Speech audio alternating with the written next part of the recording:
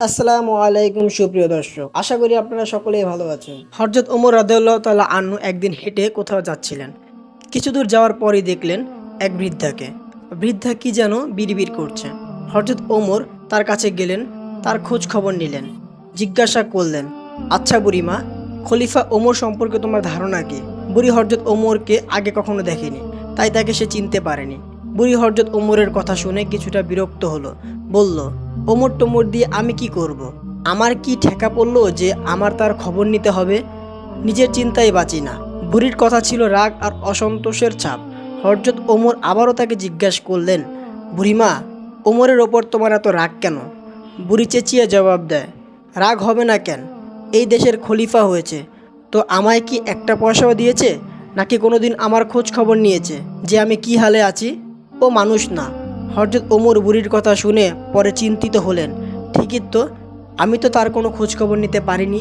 তিনি কিছুটা নরম সুরে বুড়িকে আবারও জিজ্ঞাসা করলেন, আচ্ছা, তুমি কি অবস্থায় আছো? ওমর কি করে জানবে?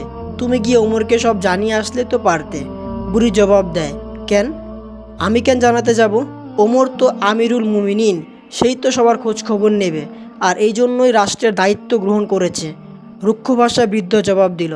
হযরত ওমর শান্তভাবে আবারও বললেন, আচ্ছা, ওমর খলিফা হওয়ার পর তুমি যে কষ্ট পেয়েছো, সেই কষ্টের বিনিময়ে তুমি কত টাকা পেলে ওমরকে মাফ করে দেবে? বৃদ্ধের সাথে এইসব কথা চলছে এমন সময় হযরত আলী এবং আবদুল্লাহ ইবনে মাসুদ রাদিয়াল্লাহু তাআলা আনহু তারা এসে হাজির হলেন। তারা হয়তো কোথাও যাচ্ছিলেন। এসে সালাম দিলেন, আসসালামু আলাইকুম ইয়া আমিরুল মুমিনিন। আগন্ত দুই ব্যক্তির মুখে আমিরুল মুমিনিন শব্দ শুনে বৃদ্ধ তাজ্জুব হয়ে গেল। সে ভয়ে কাঁপতে লাগলো আর ভাবতে লাগলো যে ওমরের সামনে তাকে এত গালমন্দ করেছে। দারুণ অনুতপ্ত হলো বুড়ি। হযরত ওমর বৃদ্ধাকে সান্ত্বনা দিলেন আর বৃদ্ধার হাতে 25টি স্বর্ণমুদ্রা দিয়ে বললেন, বুড়িমা, তুমি এই চামড়ায় লিখে দাও যে কিয়ামতের দিন ওমরের কাছে আমার কোনো দাবি নেই। বৃদ্ধা তখন তাই করলো। চামড়ার ওপর তা লিখে দিল বৃদ্ধা, আর হযরত আলী রাদিয়াল্লাহু তাআলা আনহু সাক্ষী হিসাবে তার ওপরে দস্তখত করলেন। হযরত ওমর রাদিয়াল্লাহু তাআলা আনহু হযরত মুহাম্মদ সাল্লাল্লাহু আলাইহি ওয়াসাল্লামকে অনুসরণ করে তালি লাগানো জামা পরতেন। যখন তিনি মুসলমানদের প্রাণকেন্দ্র বাইতুল মুকাদ্দাস জয় করার জন্য বের হচ্ছিলেন, সেই সময় তার পরিহিত জামা 17টি তালি লাগানো ছিল। যখন তিনি তালিযুক্ত জামা পরিহিত অবস্থায় জেরুজালেমের উদ্দেশ্যে রওনা হচ্ছিলেন, সাহাবীদের মধ্যে থেকে কেউ একজন হযরত আলী রাদিয়াল্লাহু তাআলা আনহুকে বললেন, ইয়া আলী, হযরত ওমর রাদিয়াল্লাহু তাআলা আনহুকে গিয়ে বলবেন অন্তত আজকের দিন তালিযুক্ত জামা খুলে ভালো জামা পরিধান করার জন্য, কারণ তিনি ইহুদি খ্রিস্টানদের দেশে যাচ্ছেন। তারা হয়তো আমিরুল মুমিনিনকে দেখে বিরূপ মন্তব্য করতে পারে। তারা তিরস্কার করে বলতে পারে, মুসলমানগণ খলিফার জন্য একজোড়া ভালো কাপড় ব্যবস্থা করে দিতে পারেনি। আপনি কি খলিফাকে বুঝিয়ে বলুন। সাহাবীদের পীড়াপিড়িতে হযরত আলী রাদিয়াল্লাহু তাআলা আনহুর কথা বলার জন্য হযরত ওমর রাদিয়াল্লাহু তাআলা আনহুর কাছে গেলেন, কিন্তু এমন কথা বলার সাহসই পেলেন না, কারণ হযরত ওমর রাদিয়াল্লাহু তাআলা ছিলেন এমনিতে গরম। তারপরও এমন স্পর্শকাতর বিষয়ে মুখটা খুলবেন কিভাবে? অনেক চেষ্টা করলেন, কিন্তু কোনোভাবেই বলতে পারলেন না। ফিরে এলেন, সাহাবীদের কাছে নিজের অপারগতা প্রকাশ করলেন। হযরত আলী বললেন, আমি যখন বলার জন্য তার কাছে গিয়েছিলাম তখন আমার কথা বলার শক্তি হারিয়ে ফেলেছি। এবার সাহাবীগণ পরামর্শ করলেন, তাহলে এই কথা খলিফার কাছে কে বলতে পারে? সকলেই খেয়াল পেশ করলেন হযরত আয়েশা রাদিয়াল্লাহু তাআলা আনহু এবং হযরত আফসা রাদিয়াল্লাহু তাআলা আনহার বলতে পারবেন। তারা সকলেই মিলে হযরত আফসা রাদিয়াল্লাহু তাআলা আনহুর কাছে গেলেন। হযরত আফসা রাদিয়াল্লাহু তাআলা আনহা বললেন, আমি রাসূল সাল্লাল্লাহু আলাইহি ওয়াসাল্লামের স্ত্রী এবং খলিফা ওমরের মেয়ে, কিন্তু আমার পিতাকে এই কথা বলার সাহস আমার নেই। আমি এই কথা বলতে পারবো না। হযরত আয়েশা রাদিয়াল্লাহু তাআলা আনহা বলতে পারবে।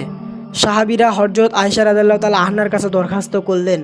অতঃপর তিনি হযরত ওমর রাদিয়াল্লাহু তাআলা আনহুকে ডেকে পাঠালেন।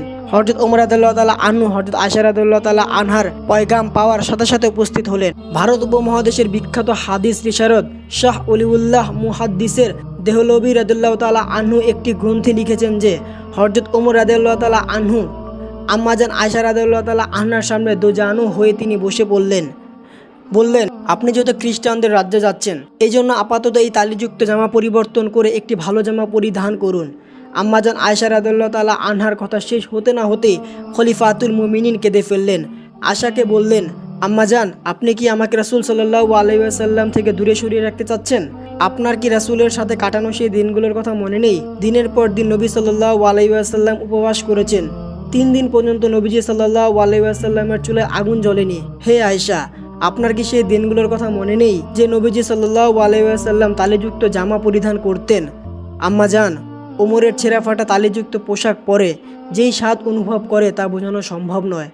আর ওমর আর কোনো কিছুতে এমন স্বাদ অনুভব করে না। সিরাতের কিতাবসমূহে লিপিবদ্ধ হয়েছে যে খলিফা হযরত ওমর রাদিয়াল্লাহু তাআলা আনহু যখন রাসূল সাল্লাল্লাহু আলাইহি ওয়াসাল্লামের অসত্যের কথা আলোচনা করতেছিলেন, তখন হযরত আয়েশা এবং হাফসার দুজনই অঝরে কাঁদছিলেন।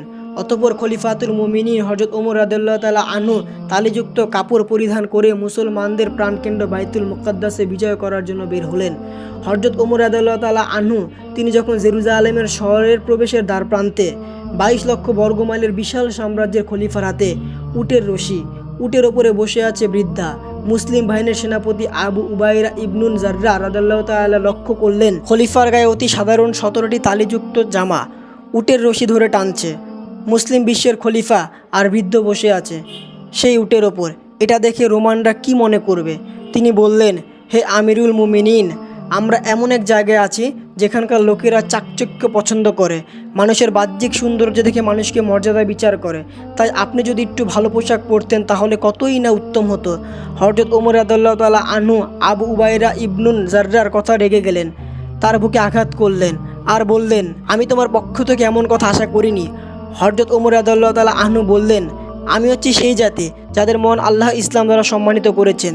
আমরা যদি ইসলাম ছাড়া অন্য কোনো উপায়ে সম্মান খুঁজি তাহলে মহান আল্লাহ তাআলা আমাদেরকে অসম্মানিত করবেন।